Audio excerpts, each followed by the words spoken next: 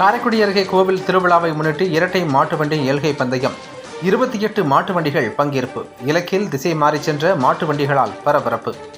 சிவகங்கை மாவட்டம் காரைக்குடி அருகே கூமாட்சிப்பட்டி முத்துமாரியம்மன் கோவில் 19ஆம் ஆண்டு முளைப்பாரி மற்றும் பால்குட உற்சவ விழாவை முன்னிட்டு இரட்டை மாட்டு வண்டி எல்கை பந்தயம் நடைபெற்றது.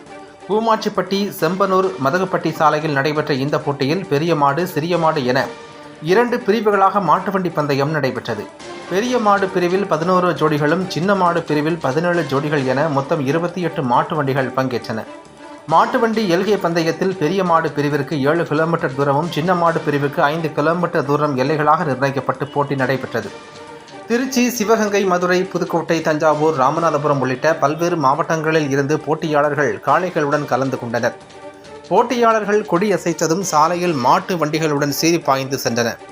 போட்டியில் குறுகிய சாலையில் காளைகள் விடாமுயற்சியுடன் ஒன்றோடு ஒன்று கடுமையாக போட்டி போட்டு வெலுகையில் கொடியை வாங்கி வெற்றி பெற்ற மாடுகளின் உரிமையாளர்களுக்கும் அதை ஓட்டி வந்த சாரதிகளுக்கும் பரிசுகள் வழங்கப்பட்டது. நடைபெற்ற மாட்டு வண்டி பந்தயத்தில் சாலையில் சில மாட்டு வண்டிகள் காளைகள் திசை மாறி சென்றதால் பரபரப்பு ஏற்படுத்தியது. இலக்கு நோக்கி சீறி பாய்ந்து சென்ற மாட்டு வண்டி போட்டியினை சாலையின் இரு புறங்களில் நின்று திரளான பார்வையாளர்கள் உற்சாகப்படுத்தி கண்டுகளித்தனர்.